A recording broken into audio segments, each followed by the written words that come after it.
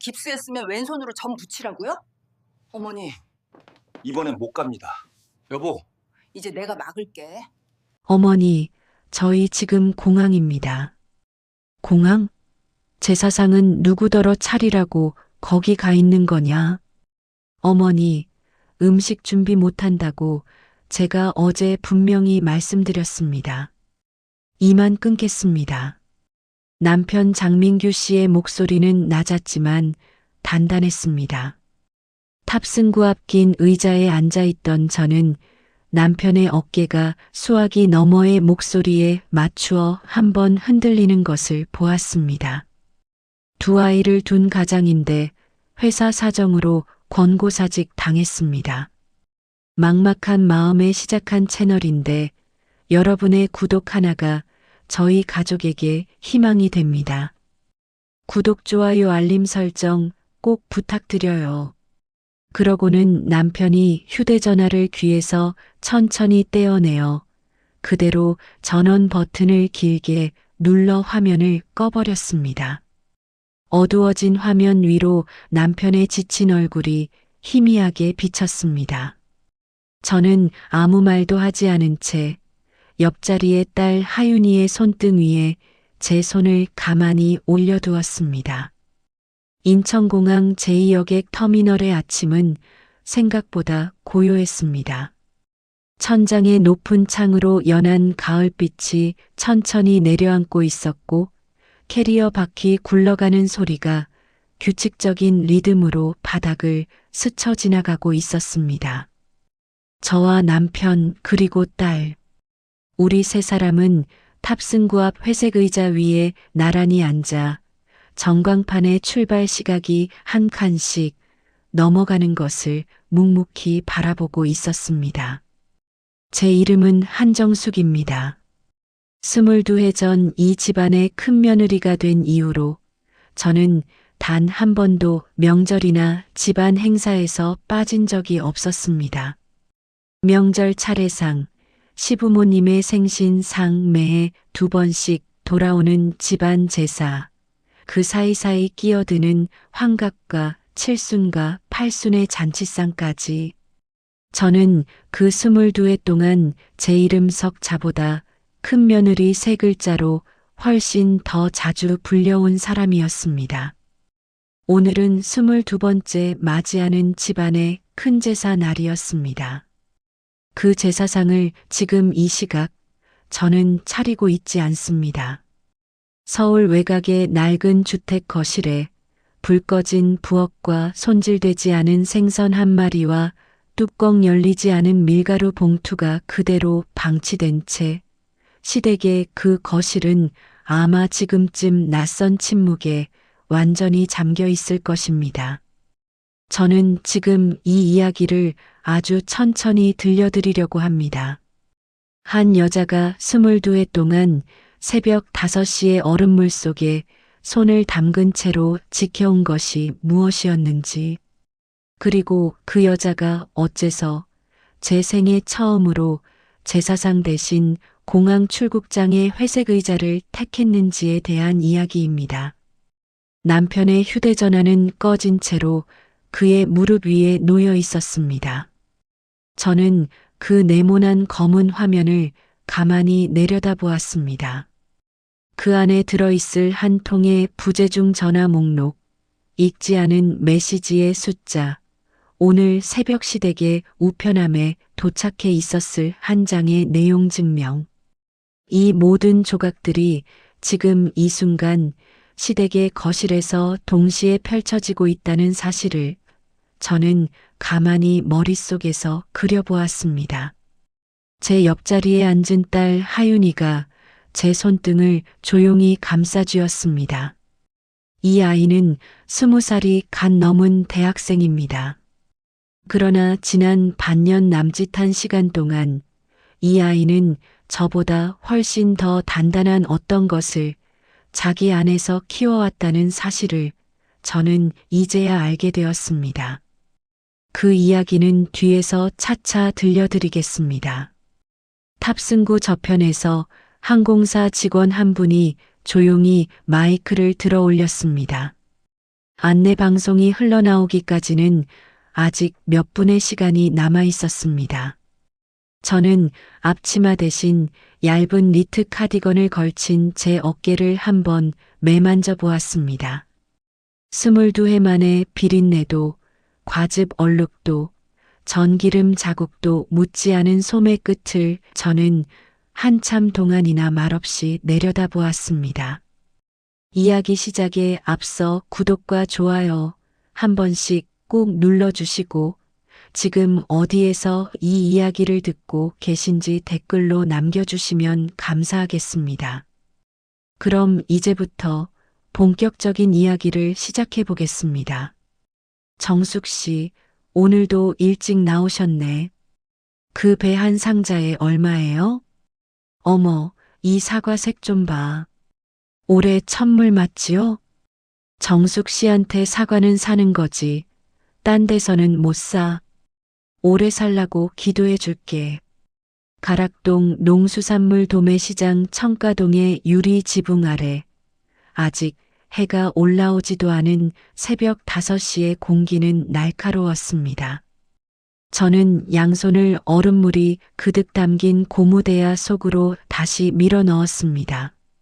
손끝부터 손목 안쪽까지 차가운 통증이 단숨에 밀려 올라왔지만 그 감각을 느낄 새도 없이 다음 과일 상자의 뚜껑을 끌어당겼습니다. 오늘 아침 8시까지 납품해야 할 배 30상자가 아직 제 뒤쪽에 산처럼 쌓여 있었기 때문입니다. 제 손을 본 사람이라면 누구나 제가 어떤 인생을 살아왔는지 한눈에 짐작할 수 있을 것입니다. 손등 위에는 칼에 스친 자국이 겹겹이 지나가 있었고 손가락 마디마디는 얼음물에 오래 담긴 끝에 퉁퉁 부어 있었습니다. 손톱 밑에는 아무리 솔로 문질러도 지워지지 않는 과일 과즙의 얼룩이 희미하게 남아 있었습니다. 22해 전 처음 이 시장에 발을 디디던 날의 그 부드럽고 따뜻하던 손은 이제 어디에도 남아있지 않았습니다. 그때 가게 안쪽 구석에 세워둔 제 휴대전화가 짧게 진동했습니다. 화면 위에 뜬 이름은 시어머니 오복래 여사였습니다. 저는 젖은 손을 앞치마에 급히 훔쳐내고 통화 버튼을 눌렀습니다. 그분의 목소리는 아침부터 이미 날이 서 있었습니다. 예, 정수가 이번 달이 좀 바쁠 거다. 추석 끝나는 대로 너희 아버님 팔순이 바로 이어지고 그 2주 뒤가 큰아버지 제사 아니냐. 이 세 개는 내가 하나로 묶어서 한 번에 차려야 일이 덜 고되지 않겠냐. 상의가 아닌 통보였습니다. 22해 동안 저는 이런 말투에 익숙해져 있었습니다. 네, 어머님, 제가 준비하겠습니다. 제 목소리는 놀라울 만큼 차분했습니다. 22해 동안 수천 번 반복된 문장이었기 때문입니다. 그러나 오늘 아침에 그 문장 속에는 지난 22회의 모든 문장과는 어딘가 미세하게 다른 결이 섞여 있었습니다. 저 자신도 아직 이름 붙이지 못한 어떤 결이었습니다. 통화를 마친 저는 휴대전화를 다시 앞치마 주머니에 밀어 넣었습니다. 바로 그때 매장 앞에 허리를 살짝 굽힌 채 사과 하나를 손에 쥐고 색을 살피시는 단골 한 분이 계셨습니다. 조 부장님, 제가 이곳에 가게를 낸 첫 해부터 꾸준히 과일을 사가시는 오래된 손님이셨습니다. 이분은 인근의 재개발조합 이사직을 오래 맡아 오신 분이기도 했습니다. 조 부장님이 사과를 한 알 골라 들어 올리시며 슬쩍 혼잣말처럼 한마디를 흘리셨습니다. 정숙 씨, 이 동네 도매시장 블록 말인데요. 올해 분기 안에 도시정 비사업 보상 대상 구역으로 최종 고시가 날 거라는 이야기가 사람들이 모르는 자리에서 조용히 돌고 있어요. 그분은 시선을 사과 쪽으로 떨어뜨린 채 아주 작은 목소리로만 그 말을 제게 건네주셨습니다. 저도 모르게 숨을 한번 멈추었습니다. 저희 가게 자리는 이 블록의 한가운데에 있었습니다. 남편과 제가 결혼하던 해에 시아버님으로부터 창업 자금 한 푼 보태받지 못한 채 저희 두 사람이 10년 동안 밤낮 없이 일에 겨우 마련해 둔 가게였습니다. 시아버지는 그때 돈이 없다고 딱 잘라 말씀하셨습니다. 그로부터 딱 석 달 뒤 시동생 민호 씨의 서울 아파트 계약금으로 1억 원이 넘는 돈이 그분 손에서 나갔다는 사실을 저는 한참이 지난 뒤에야 남편의 입을 통해 듣게 되었습니다. 저는 조 부장님께 깊숙이 고개를 숙였습니다. 그분은 사과값을 계산대에 올려두시고는 제 쪽을 한 번 더 돌아보시며 말없이 목례를 하시고 시장 안쪽으로 걸음을 옮기셨습니다. 저는 얼음물이 든 대야 앞에 다시 섰습니다. 두 손을 물속에 담그려다 잠시 멈추었습니다. 오늘 아침 이 가게에서 들은 두 통의 소식이 제 인생의 지축을 아주 미세하게 한 칸 움직여 놓았다는 사실을 저는 그 새벽의 가을 공기 속에서 분명히 느끼고 있었습니다. 여보, 오늘도 저녁에 가게 들를게. 내가 얼음 상자 나를 테니까 당신은 좀 앉아 있어. 어머님 전화 오셨다고? 뭐 또 시키시는 거야? 형이고 동생이고 간에 우리 집은 왜 맨날 우리만 일해야 하는 건지 모르겠다. 남편의 목소리가 제 등 뒤에서 낮게 흘러나왔습니다. 저녁 8시에 가게 안은 새벽의 도매동과는 또 다른 얼굴이었습니다. 퇴근길에 동네 손님들을 상대하는 소매 가게 쪽은 형광등 아래의 과일들이 저마다의 빛깔로 가지런히 진열되어 있었고 그 앞에 선 손님 몇 분이 귤 상자를 들여다보고 계셨습니다. 남편은 현장 작업복 위에 제 앞치마를 덧두르고 익숙한 손놀림으로 얼음 상자를 가게 뒤쪽으로 옮기고 계셨습니다. 바로 그때 남편의 작업복 주머니에서 휴대전화 진동이 짧게 울렸습니다. 남편이 상자를 내려놓고 휴대전화를 꺼내드는 모습을 저는 계산대 뒤편에서 힐긋 보았습니다. 화면을 확인한 그의 표정이 순식간에 굳어졌습니다. 저는 손님 계산을 마친 뒤 천천히 남편 곁으로 걸어갔습니다. 남편은 말없이 저에게 휴대전화 화면을 내밀었습니다. 장신의 가족방이라는 이름이 붙은 단체 대화방이었습니다.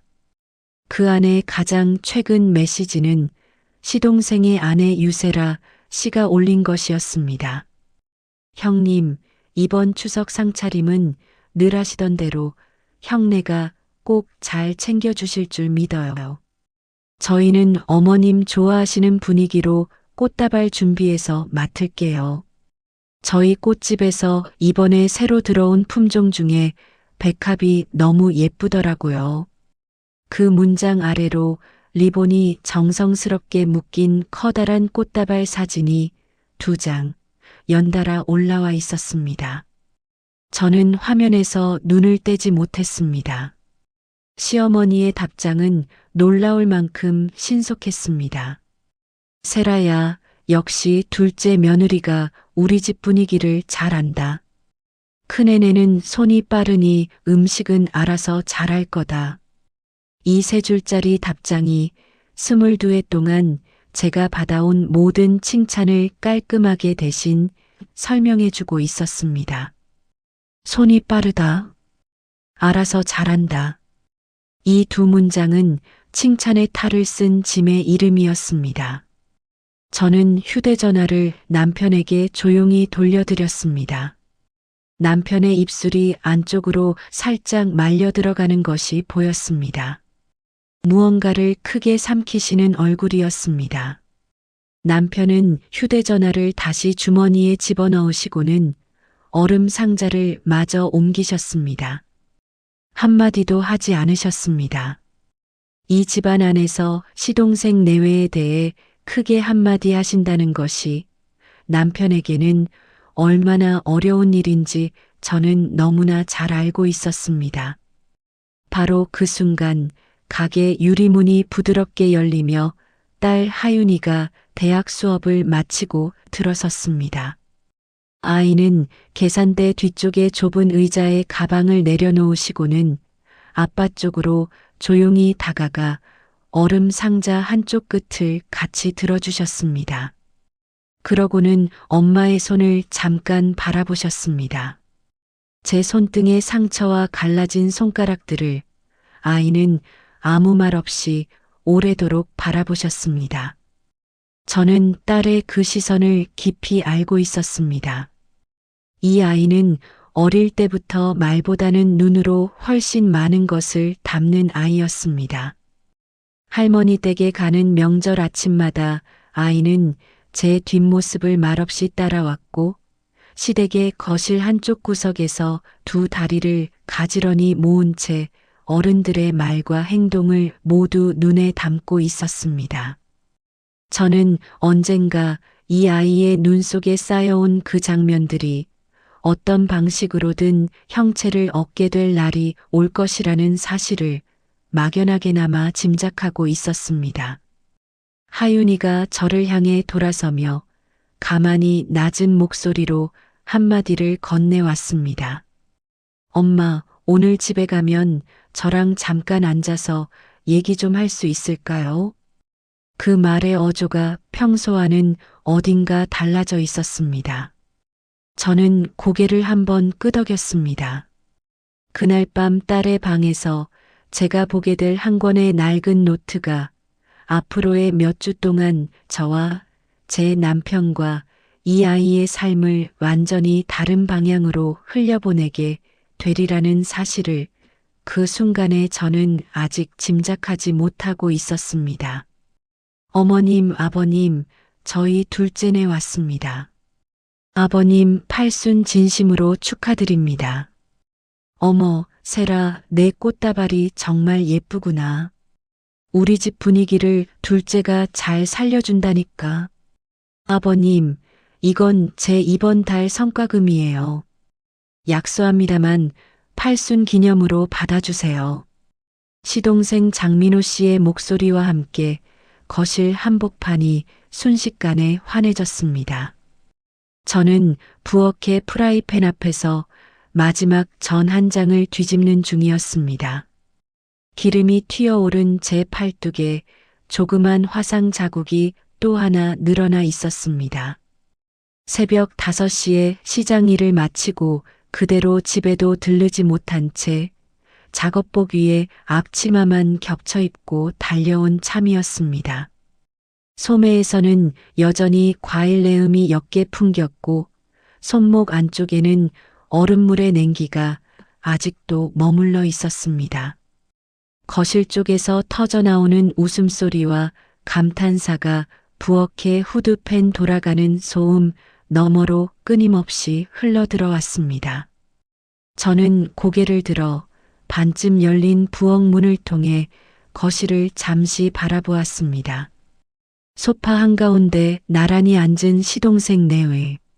시동생의 손에는 두툼한 흰 봉투가, 세라 씨의 손에는 커다란 백합 꽃다발이 들려 있었습니다.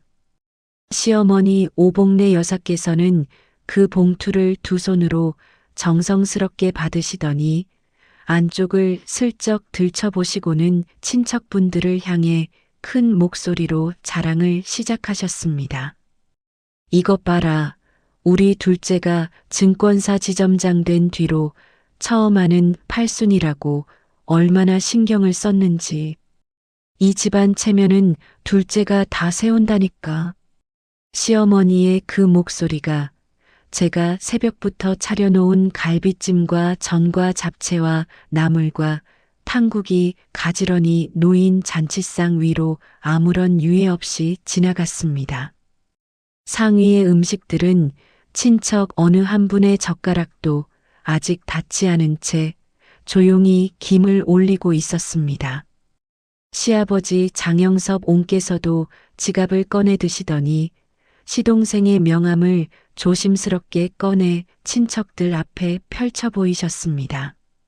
이거 봐, 우리 민호 명함이야. 지점장이라고. 우리 집안에 이런 인물이 나온 건 처음이지. 시아버지의 그 한 문장이 거실의 공기를 한 단계 더 끌어올렸습니다. 시동생은 겸연쩍은 척 웃으시면서도 어깨가 뒤로 반듯하게 펴지셨습니다. 세라 씨는 소파 등받이에 부드럽게 기대앉으신 채 휴대전화로 꽃다발과 봉투와 시부모님의 환한 얼굴을 카메라로 한 장씩 담고 계셨습니다. 저는 프라이팬에 불을 줄이고 접시에 전을 옮겨 담았습니다. 목구멍이 유난히 말라와 싱크대 옆에 유리컵에 손을 뻗었습니다. 바로 그 순간 시어머니의 목소리가 부엌 안으로 날아들었습니다. 정수가 손님상 먼저 내야지, 물은 나중에. 저는 컵을 도로 내려놓았습니다. 물 한 모금이 지금 당장 필요한 사람은 제가 아니라 저 거실의 친척들이라는 의미였습니다. 그때 친척분 한 분이 조심스레 말씀하셨습니다. 아이고, 큰 며느리 새벽부터 얼마나 고생을 했어. 저는 그 한마디에 아주 잠깐 가슴이 따뜻해졌습니다. 그러나 시어머니께서는 손을 가볍게 내저으시며 곧바로 받아치셨습니다. 얘는 원래 손이 빠르니까 금방 해. 이 정도는 일도 아니지. 그 한 문장이 제 새벽의 얼음물과 제 소매의 기름 자국과 제 팔뚝의 화상 흔적을 모두 아무것도 아닌 것으로 만들어버렸습니다. 거실 한쪽 구석에 가만히 서 있던 딸 하윤이의 시선이 바로 그 순간 저에게 와 닿았습니다. 아이는 손에 들고 있던 휴대전화 화면을 아래로 향하게 한 채 친척들과 시부모님과 저를 아주 조용히 번갈아 바라보고 있었습니다. 그 아이의 눈빛 안에 무엇이 담겨 있는지 저는 굳이 다가가 확인해 보지 않아도 알 수 있었습니다. 주먹이 하얗게 질릴 만큼 꽉 쥐어져 있는 그 작은 손을 저는 프라이팬 뒤편에서 가만히 내려다보았습니다. 저는 쟁반을 들고 다시 거실로 향했습니다. 발이 묵직했습니다. 그러나 등은 꼿꼿이 세웠습니다. 이 잔치상을 다 차리고 모든 설거지를 마치고 이 집의 현관을 나서는 순간까지 저는 무너지지 않을 것이었습니다. 이유는 단 하나였습니다. 오늘 이 자리에서 제 등 뒤에 조용히 서 있는 저 어린 딸에게 엄마가 여기서 쓰러지는 모습을 남겨주고 싶지 않았기 때문입니다. 큰 며느리, 국 한 그릇 더 떠와라. 둘째 사돈 어른께서 탕국 맛을 잘 보신다. 수고들 많았다. 다음 주 제사 준비도 큰애네가 이어서 해야지. 응? 엄마 밖에 잠깐 나가서 저랑 바람 좀 쐬실래요? 마지막에 그 조용한 한마디는 제 딸 하윤이의 목소리였습니다. 잔치가 거의 마무리되어 가고 있던 저녁 9시 반 무렵이었습니다. 친척 몇 분이 먼저 일어나 인사를 나누고 계셨고 시동생 내외는 어느새 소파 한가운데에서 시어머니의 손을 꼭 잡으신 채 다정한 대화를 이어가고 계셨습니다. 저는 부엌의 개수대 앞에서 10시간 가까이 이어진 오늘 하루 중 처음으로 손에서 무언가를 내려놓고 있었습니다. 하윤이는 저의 앞치마 끈을 가만히 풀어주었습니다. 손은 작았지만 그 손놀림에는 이상할 만큼 분명한 확신이 담겨 있었습니다. 저는 잠시 그 아이의 뒤를 따라 시댁주택의 현관을 지나 작은 마당 한쪽에 낡은 나무 벤치까지 걸어 나갔습니다.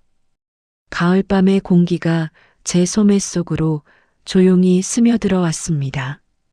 하윤이는 저보다 먼저 벤치에 앉아 휴대전화 화면을 천천히 켜주셨습니다. 엄마, 이것 좀 잠깐만 보세요.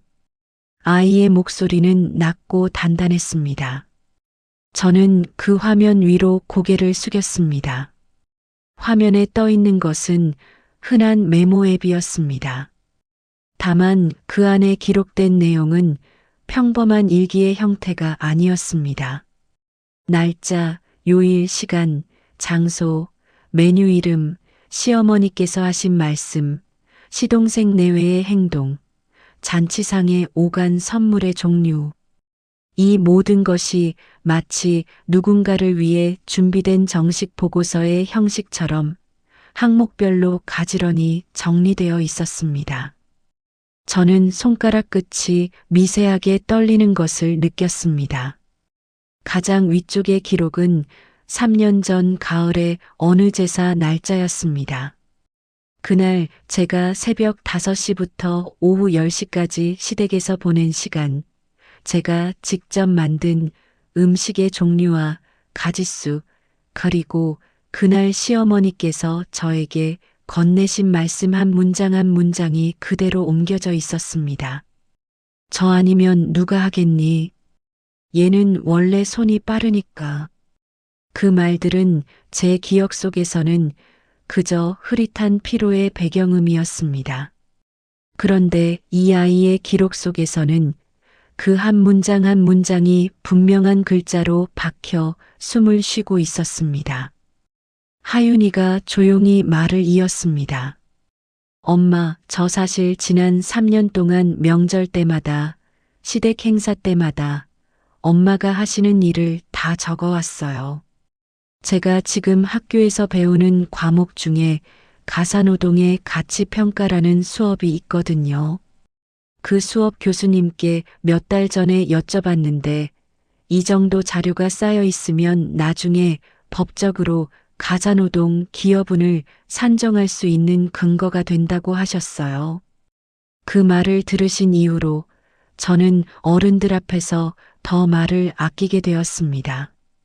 제 앞에 앉은 이 어린아이가 언제부터 이렇게 단단한 문장을 품고 있었던 것일까요? 저는 아이의 작은 어깨 위에 손을 얹고 싶었지만 그 전에 제 손이 먼저 떨릴 것만 같아 무릎 위에 가지런히 모아두었습니다.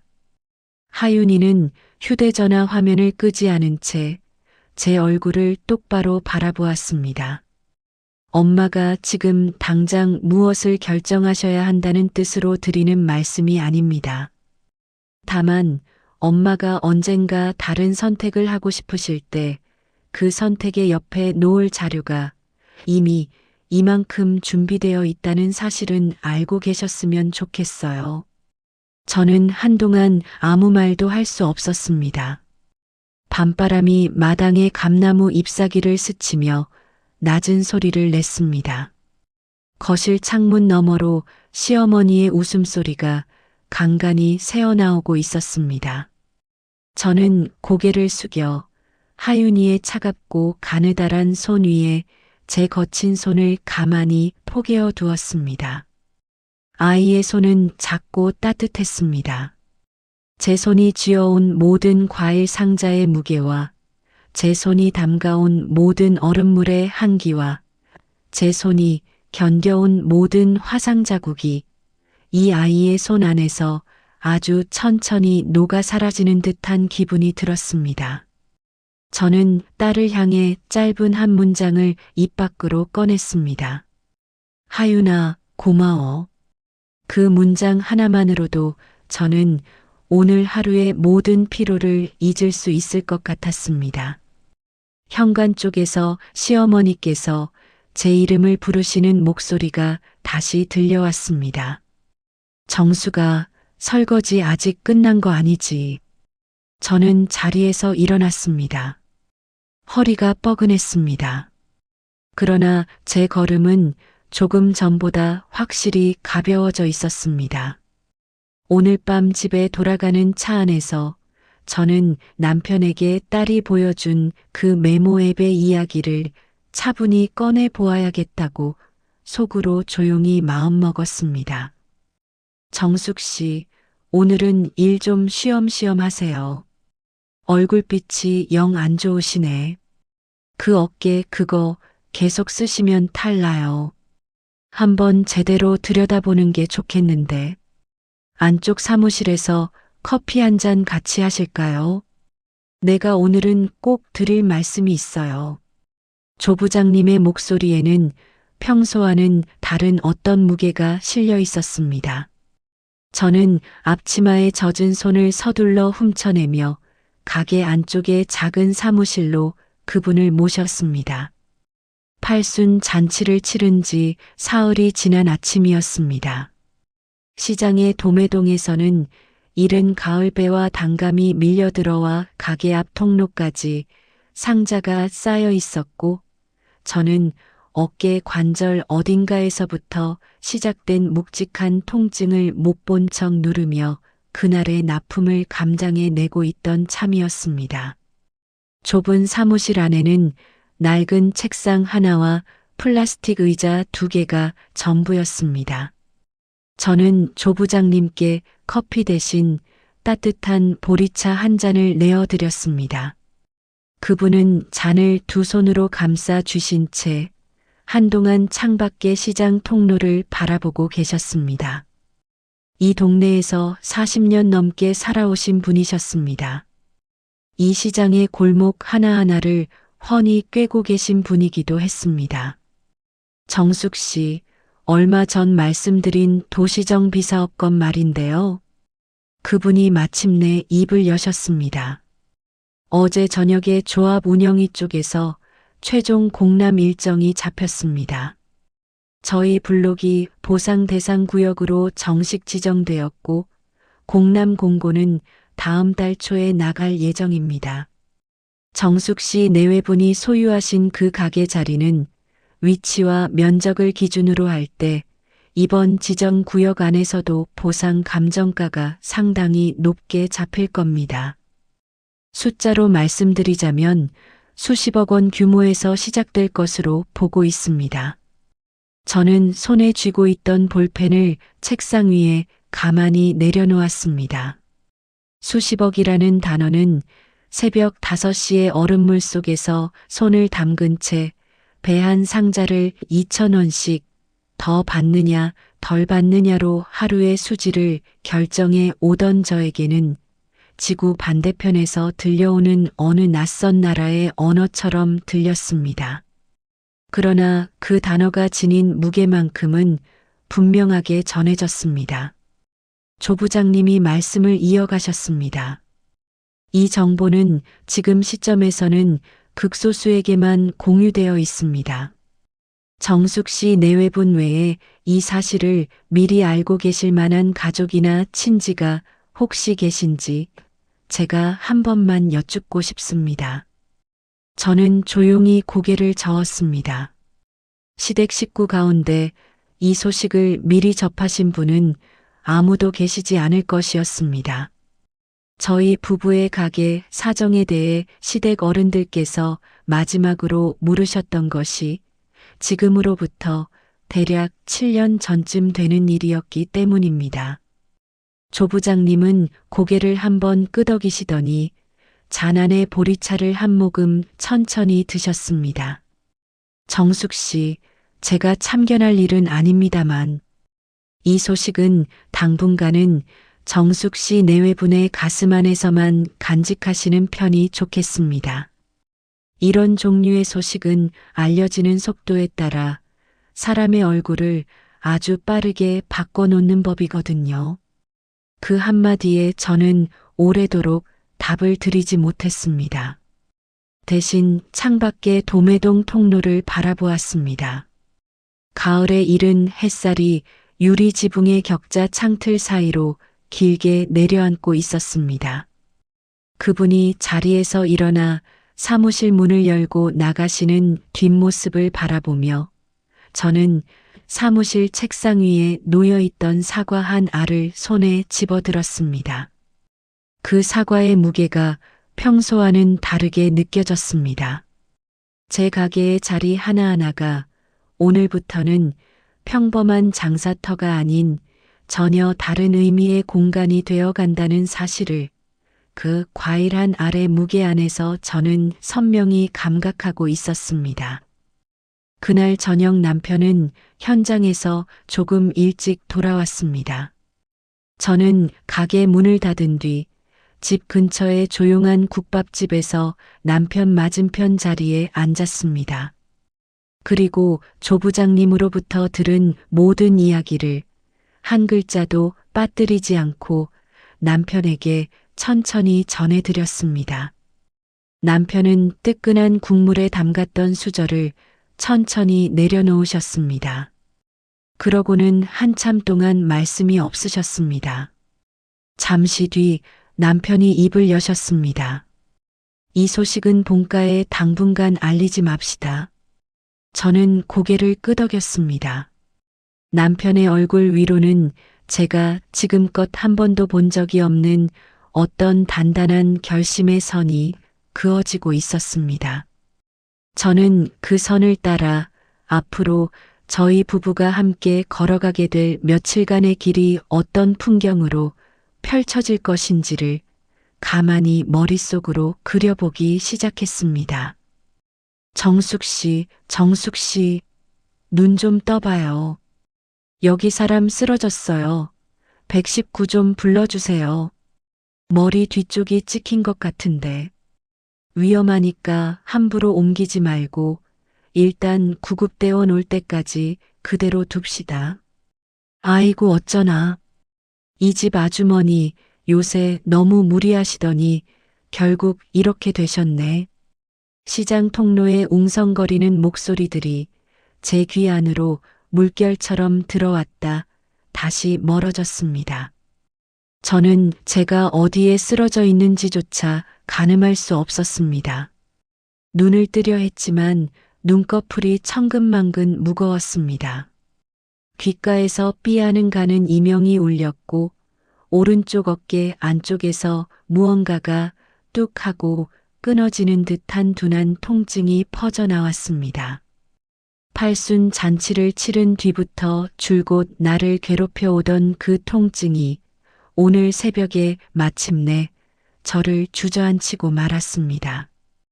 구급차의 경광등이 시장 입구 쪽으로 붉게 번지는 것이 의식과 무의식의 경계 어딘가에서 희미하게 느껴졌습니다.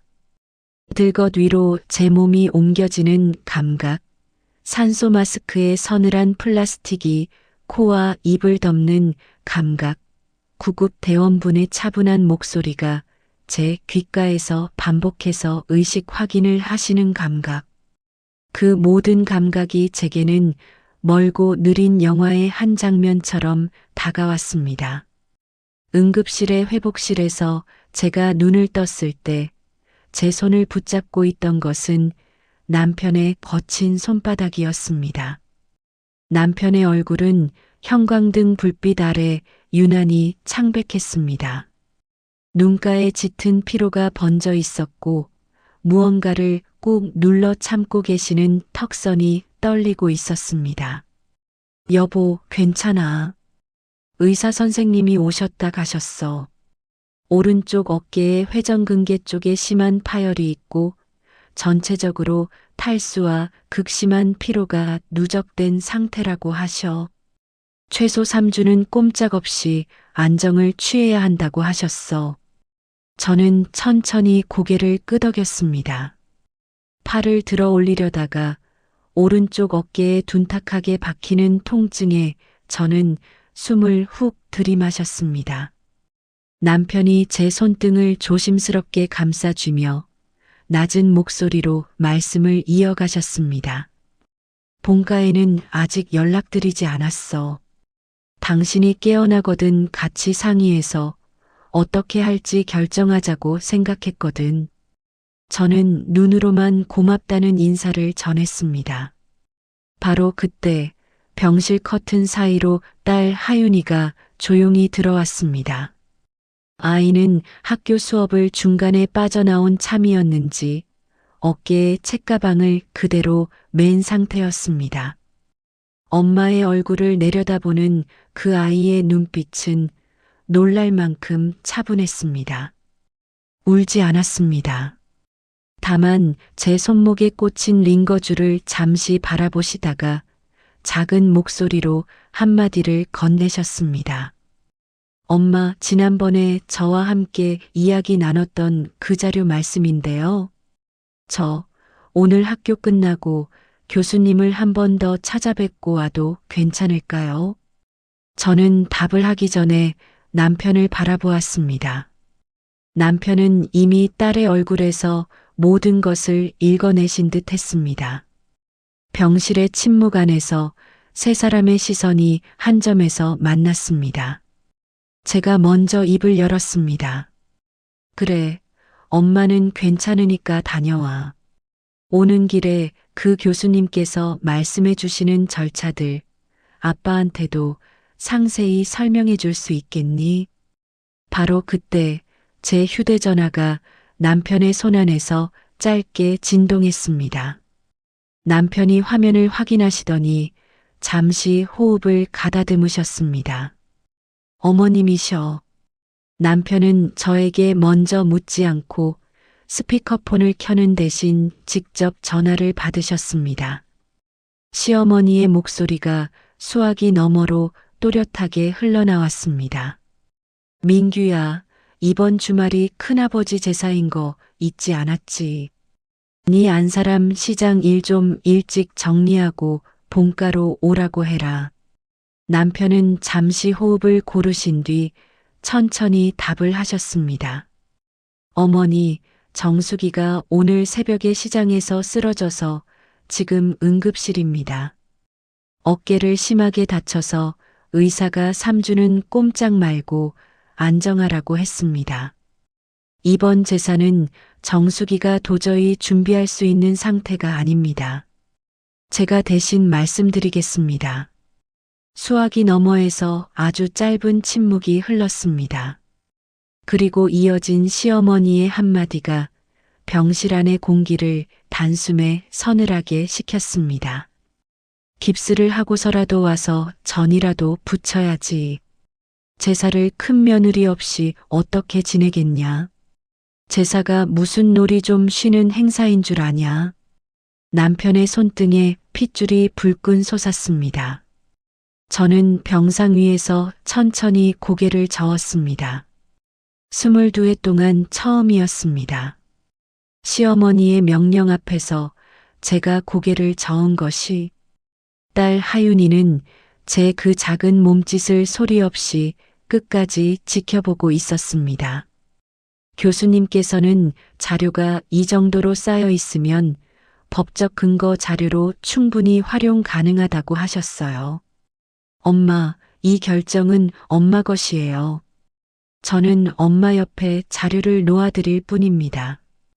다만 한 가지는 분명히 말씀드리고 싶어요. 이 자료는 엄마를 보호하기 위한 자료이지 누구를 공격하기 위한 자료가 아닙니다. 병실의 밤은 깊고 고요했습니다. 6인실 병실의 다른 침상에서 들려오는 규칙적인 호흡소리, 복도 저 끝에 간호 스테이션에서 들려오는 차트 넘기는 소리, 그리고 제 링거줄 끝에서 한 방울씩 떨어지는 수액의 작은 소리가 병실의 밤을 채우고 있었습니다. 저는 침대의 상체 부분을 조금 세운 채 딸 하윤이가 들고 온 낡은 대학 노트 한 권을 무릎 위에 올려두고 있었습니다. 하윤이는 간이 의자를 침상 가까이 당겨 앉은 채 그 노트를 한 장씩 천천히 넘겨주었습니다. 노트의 첫 장에는 단정한 손글씨로 날짜와 시간과 장소가 적혀 있었습니다. 3년 전 추석 전날 새벽 5시, 장소는 시댁본가. 그 아래로 이어진 목록에는 제가 그날 시댁에서 만든 음식의 종류와 가짓수가 한 줄씩 적혀 있었습니다. 동태전 50장, 깻잎전 40장, 호박전 30장, 잡채 큰 그릇 하나, 나물 3가지, 갈비찜 큰 냄비 하나, 탕국 큰 솥 하나. 그 목록의 끝자락에는 그날 시어머니께서 저에게 건네신 말씀 2문장이 따옴표 안에 그대로 옮겨져 있었습니다. 얘는 원래 손이 빠르니까. 저 아니면 누가 하겠어. 저는 그 따옴표 안에 2문장을 한참 동안 바라보았습니다. 제 귀 안에서 수없이 흘려 지나쳐온 그 말들이 딸아이의 단정한 글씨 안에서는 조금도 흐려지지 않은 채 또렷하게 살아 숨쉬고 있었습니다. 노트의 페이지는 그 뒤로도 계속 이어졌습니다. 3년치의 명절, 시부모님의 생신, 집안 제사, 친척 결혼식과 돌잔치, 그 모든 행사의 날짜와 시간과 제가 담당한 업무가 빠짐없이 기록되어 있었습니다. 하윤이가 조용히 말을 이어갔습니다. 엄마, 오늘 오후에 사회복지학과 교수님을 뵙고 왔습니다. 교수님께서는 이 자료를 법무사 한 분과 함께 검토해 보시더니 이 정도 누적 자료라면 가사노동 기여분을 객관적으로 산정할 수 있는 충분한 근거가 된다고 하셨습니다. 다만 자료를 바탕으로 공식적인 청구를 하시려면 정식으로 내용 증명 우편을 보내시는 절차부터 시작하셔야 한다고 덧붙이셨습니다. 저는 천천히 고개를 끄덕였습니다. 제 어깨의 통증이 그 끄덕임에 맞추어 둔탁하게 울렸습니다. 병실 문이 살며시 열리며 남편이 들어오셨습니다. 종이컵 2개에 따뜻한 차를 담아 2손으로 들고 계셨습니다. 남편은 제 침상 옆에 가니 테이블 위에 종이컵을 놓으시며 딸의 노트를 한번 흘깃 내려다보셨습니다. 그러고는 침상 끝자락에 조용히 걸터 앉으셨습니다. 저는 남편과 딸을 번갈아 바라보았습니다. 2 사람의 얼굴 위에는 서로 다르지만 결이 맞닿아 있는 어떤 단단한 결심이 떠올라 있었습니다. 저는 깊은 호흡을 한번 들이마셨습니다. 그리고 아주 천천히 낮은 목소리로 입을 열었습니다. 그렇다면 그 내용 증명 한번 제대로 준비해 보고 싶다. 너희 둘이 엄마 옆에서 같이 해줄 수 있겠니? 하윤이의 눈가에 잠깐 물기가 맺혔다가 금세 사라졌습니다. 남편은 자리에서 일어나 창가 쪽으로 걸어가셨습니다. 병실 창밖으로는 가을밤의 도시가 조용히 숨을 쉬고 있었습니다. 가로등 불빛들이 나란히 줄을 지어 깜빡이고 있었습니다. 남편은 한동안 그 풍경을 바라보시다가 저와 딸 쪽으로 천천히 돌아서셨습니다. 그리고 남편이 입을 여셨습니다. 여보, 내가 오늘 가게 잠깐 들렀다가 여행사에 전화를 한 통 넣어 보았어. 이번 큰 제사 날짜에 맞추어 3사람이 함께 떠날 수 있는 항공편이 있는지 물어본 거야. 다행히 좌석이 남아있다고 하더구나. 당신 어깨가 좀 나아지는 스케줄과도 얼추 맞더라. 이 여행은 단순한 피로 회복을 위한 여행이 아니라 이번 결정에 맞추어 우리 3사람이 함께 서 있겠다는 선언이 될 거야. 저는 남편의 얼굴을 올려다보았습니다. 22해 동안 단 한 번도 제 앞에서 이런 종류의 결심을 내보이신 적이 없는 분이셨습니다. 늘 가운데에 서서 양쪽의 눈치를 살피며 스스로를 눌러오신 분이셨습니다. 그 남편이 오늘 밤 제 침상 앞에서 자신의 위치를 분명하게 한쪽으로 옮기고 계셨습니다. 저는 고개를 끄덕였습니다. 딸은 노트를 덮으시고는 그 위에 작은 손바닥을 올려두셨습니다. 병실 안의 수액이 한 방울, 또 한 방울 떨어졌습니다. 저는 그날 밤 오래도록 잠들지 못했습니다. 제 생애 처음으로 스스로의 의지로 선택한 길 하나가 제 눈앞에 천천히 펼쳐지고 있다는 감각 때문이었습니다. 어머님, 정수기가 음식을 준비할 수 없는 상태라고 제가 분명히 전화로 말씀드렸습니다. 어머니, 저희 지금 공항입니다. 그리고 한 가지 더 말씀드리겠습니다. 저희 가게 자리가 이번 도시정 비사업 보상 대상으로 확정되어 공람 공고가 나갔습니다. 남편의 그 세 문장이 시댁 거실의 공기를 차례로 가르고 지나가는 순간을 저는 공항 라운지의 푹신한 의자에 앉아 수화기의 스피커를 통해 함께 듣고 있었습니다. 남편은 공항 안내방송이 들리지 않는 구석 자리를 일부러 찾아 그 전화를 받으신 참이었습니다. 전화기 너머로 시댁 거실의 친척분들이 일제히 숨을 들이마시는 소리가 아주 미세하게 전해져 왔습니다. 그날 저녁 서울 외곽의 낡은 시댁 주택에서는 22해 만에 처음으로 부엌에 불이 꺼져 있었습니다. 친척분들이 약과 상자와 과일 봉투를 손에 들고 하나둘 도착하셨지만 거실 한가운데의 제사상은 아무것도 올라와 있지 않은 텅 빈 상 그대로였습니다. 시어머니께서는 25년 만에 처음으로 앞치마를 직접 집어 드셨지만 도마 앞에 선 손은 생선 한 마리의 배를 가를 방향조차 기억해내지 못한 채 허공에서 멈춰 있었습니다. 시동생 부부께서도 손에 꽃다발 하나와 과일 한 상자만을 들고 들어오신 참이었습니다.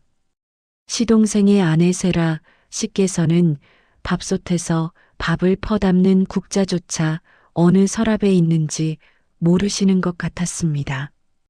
친척분들의 얼굴 위로 지난 22해 동안 이 집안의 모든 부엌 일이 누구의 손 안에서만 이루어져 왔는지에 대한 깨달음이 천천히 번져가고 있었습니다. 바로 그 순간 현관 우편함에서 시아버지께서 한 장의 두툼한 흰 봉투를 발견하셨습니다. 내용 증명이라는 글자가 또렷이 찍혀 있는 봉투였습니다.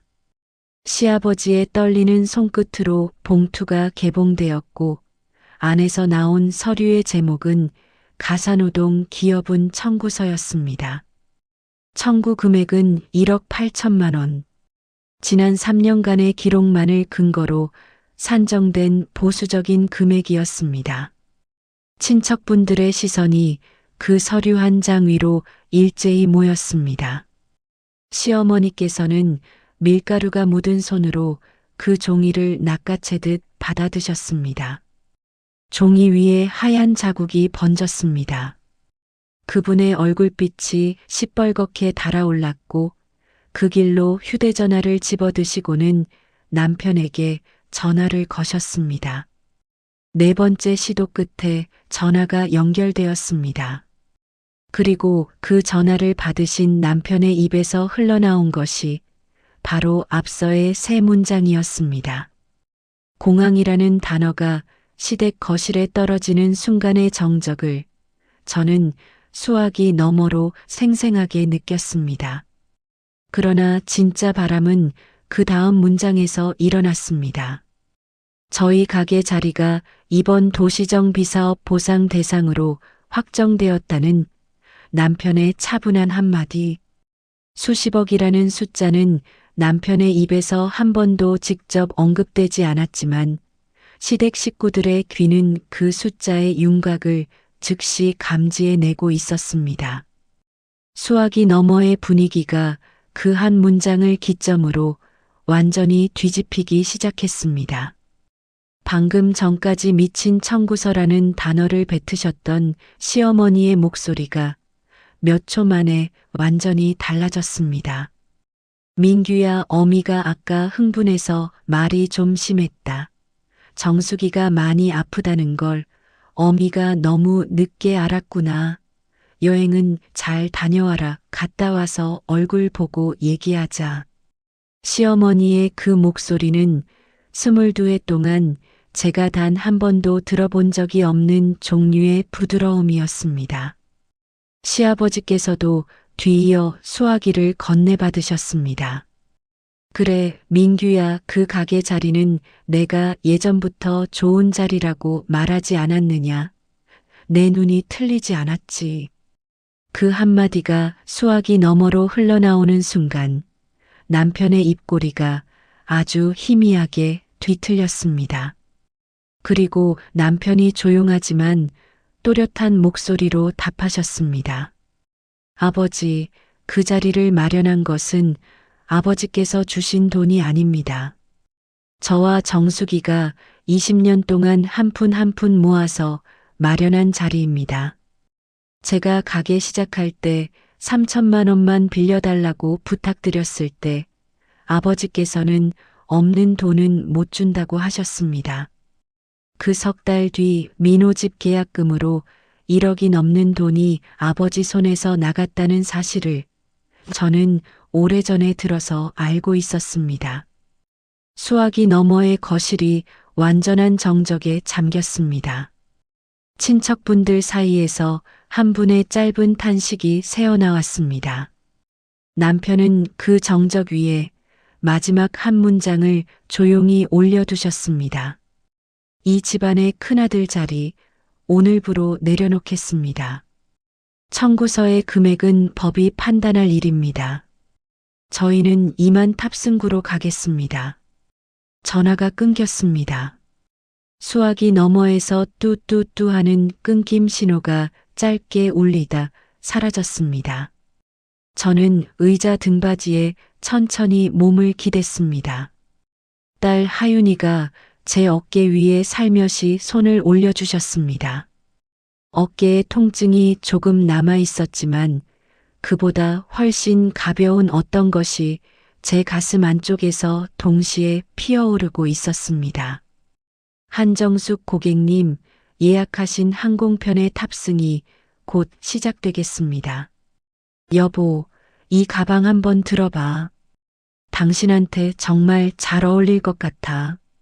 엄마, 이건 제가 고른 건데 한번 들어보세요. 엄마 손이 가장 편하게 느껴지실 거예요. 면세점 통로의 환한 조명이 제 어깨 위로 부드럽게 쏟아졌습니다. 저는 남편과 딸의 손에 이끌려 평생 처음으로 가죽 가방 진열대 앞에 서 있었습니다. 22해 동안 제 어깨에 걸려 있었던 것은 비린내가 살짝 배어있는 낡은 장바구니와 과일 얼룩이 희미하게 남은 청가방뿐이었습니다. 그 두 가방은 모두 저와 함께 새벽 5시의 얼음물을 견뎌낸 동료들이었습니다. 딸 하윤이가 진열대에서 고른 가방은 따뜻한 베이지색의 부드러운 가죽 제품이었습니다. 가방의 표면이 제 손등 위에 살며시 얹혔을 때 저도 모르게 숨을 한번 멈추었습니다. 그 촉감이 제가 기억할 수 있는 그 어떤 사물의 촉감과도 달랐기 때문이었습니다. 비늘에 스친 상처와 칼자국이 겹겹이 쌓인 이 손으로 만지기에는 너무나 부드러운 촉감이었습니다. 저는 가방을 두 손으로 조심스럽게 받아들었습니다. 매장 한가운데에 선 채로 저는 소리 없이 울었습니다. 눈물이 뺨을 타고 흘러내렸지만 어깨가 들썩이지는 않았습니다. 22해 동안 제 안에서 천천히 고여있던 것이 오늘 이 면세점의 환한 조명 아래에서 한 방울씩 세상 밖으로 흘러나오고 있을 뿐이었습니다. 남편이 제 어깨를 부드럽게 감싸주셨습니다. 딸은 저의 등을 조용히 쓸어주셨습니다. 우리는 한동안 그 자리에 그대로 서 있었습니다. 매장 직원분이 조용히 다가와 계산을 안내해 주셨습니다. 제 이름으로 발행된 영수증 한 장을 제 손안에 쥐어주셨습니다. 한정숙 고객님, 즐거운 여행 되세요. 그분의 목소리에는 어떤 따뜻한 존중이 담겨 있었습니다. 그 세 글자의 이름이 오늘 이 하루 안에서 몇 번을 듣게 되어도 저에게는 매번 새롭게 닿는 소리였습니다. 큰 며느리도 시장 아주머니도 아닌 한정숙이라는 이름 세 글자로 저를 불러주는 목소리. 저는 남편과 딸의 손을 양쪽으로 한 번씩 잡았습니다. 그러고는 면세점을 천천히 빠져나와 탑승구 쪽을 향해 걸음을 옮겼습니다. 공항의 긴 복도 양쪽으로 세계 각지의 도시 이름이 적힌 탑승구 번호판이 나란히 이어지고 있었습니다. 저는 그 번호판들을 하나씩 눈에 담았습니다. 이 낯선 이름들이 오늘의 저를 지난 22회의 저로부터 아주 멀리 데려다 놓아줄 것이었습니다. 탑승구 앞에서 저는 딸에게 가방의 어깨끈을 제 어깨에 걸어달라고 부탁드렸습니다. 하윤이는 조심스러운 손길로 끈의 길이를 제 어깨에 맞게 조절해 주셨습니다. 가방의 무게가 제 오른쪽 어깨에 가볍게 내려앉았습니다. 어깨의 상처 부위에 무리가 가지 않는 각도로 아이는 그 끈의 위치를 정성스럽게 매만져 주셨습니다. 그 손길 안에 지난 3년간의 노트와 오늘 아침의 내용 증명이 모두 담겨 있었습니다. 남편은 제 옆에 나란히 서서 탑승구의 유리 너머로 보이는 은빛 기체를 가만히 바라보셨습니다. 저는 남편을 향해 고개를 살짝 기울이며 한마디를 올렸습니다. 여보, 우리 이번 여행은 어깨에 힘을 좀 빼고 다녀옵시다. 남편은 고개를 끄덕이셨습니다. 그분의 눈가에도 평소에는 좀처럼 보이지 않던 옅은 물기가 어려 있었습니다.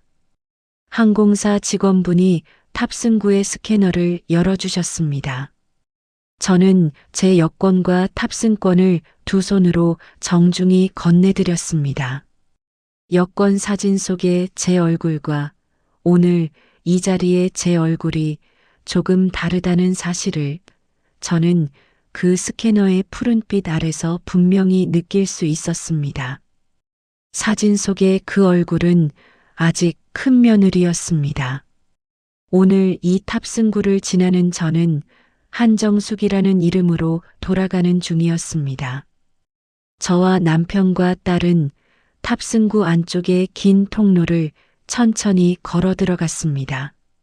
저는 중간에 한번 아주 잠깐 뒤를 돌아보았습니다. 탑승구 너머의 대합실에서는 아마도 지금쯤 다른 승객 한 분이 또 다른 여행을 위해 의자에 앉아 계실 것이었습니다. 저는 그분을 향해 제가 오늘 이곳에서 딸과 남편의 손을 잡고 건너온 이 짧은 거리를 마음속으로 가만히 나누어 드렸습니다. 기내로 들어서는 입구의 부드러운 조명 아래 한 승무원분께서 따뜻한 인사를 건네주셨습니다. 저는 고개를 깊이 숙여 목례를 올렸습니다. 제 어깨 위의 새 가방이 그 동작에 맞추어 살며시 흔들렸습니다. 가방의 어깨끈이 제 쇄골 위에 부드럽게 얹혀 있는 그 감촉만으로도 저는 이 비행이 저의 남은 인생에서 가장 중요한 선언 가운데 하나가 되리라는 사실을 또렷이 알아차릴 수 있었습니다. 창가 쪽 좌석 깊숙이 몸을 기댄 채 저는 창밖의 활주로를 한참 동안 바라보았습니다. 기체가 서서히 움직이기 시작했습니다. 엔진의 낮은 진동이 제 발바닥을 통해 올라왔습니다. 기체가 고도를 올리며 구름 위로 솟아오르는 순간 저는 눈을 천천히 감았습니다. 비린내 나는 새벽 시장도 22회 동안 제가 혼자 지켜왔던 텅 빈 제사상도 어제까지 저를 큰 며느리로만 불러왔던 모든 목소리들도 이제는 구름 아래 저 멀리로 흩어져 가고 있었습니다. 저희의 긴 이야기를 끝까지 함께 해주셔서 대단히 감사합니다. 잊지 마시고 채널 구독과 좋아요 버튼을 꾹 눌러주시면 감사하겠습니다. 그럼 저희는 다음 영상에서 더욱 흥미진진한 이야기로 다시 찾아뵙겠습니다. 감사합니다.